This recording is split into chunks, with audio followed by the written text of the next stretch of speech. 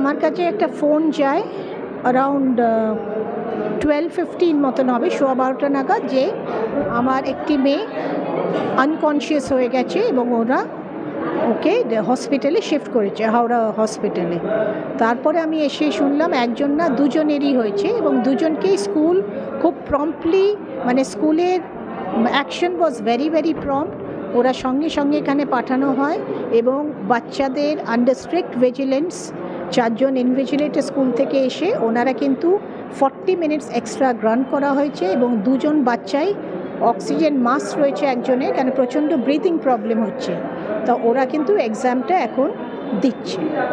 So আমাদের কাছে এতটাই ইনফরমেশন, 2 জনকে স্যালাইন দেওয়া হয়েছে আর একজনকে মাস্ক, কেন তার খুব বেশি ব্রিদিং প্রবলেম হচ্ছে।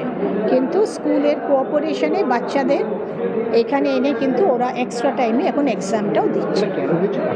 এখন কেন তো আমাদের কাছে কোনো ইনফরমেশন নেই, কেন বাচ্চারা তো এক্সাম দিচ্ছিল এবং পরিবেশ পরিস্থিতি এমন কিছুই ছিল না যার জন্যে এমনি করে বাচ্চাদের, আমি শুনলাম একজন নাকি বিস্কিট খেয়ে এসেছিল, কোনো কারণে হতে পারে, অ্যাসিড ফ্যাসিডও হয়ে যেতে পারে।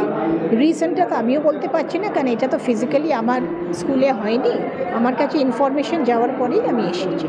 কিন্তু আমি হেডমিস্ট্রেস শ্রী জৈন বিদ্যালয় ফর গার্লস, মৌসুমী ঘোষাল।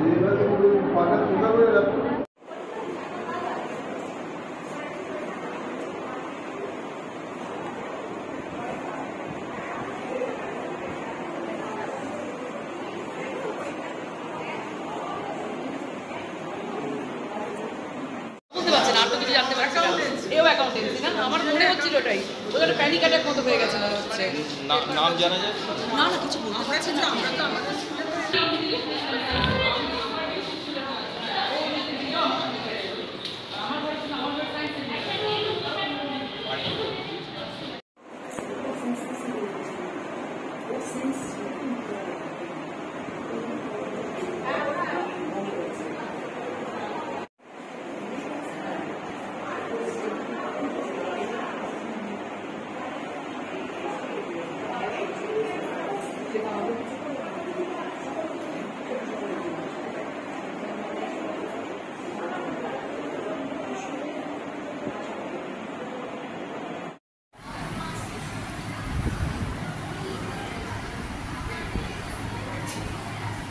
आया मौजूदार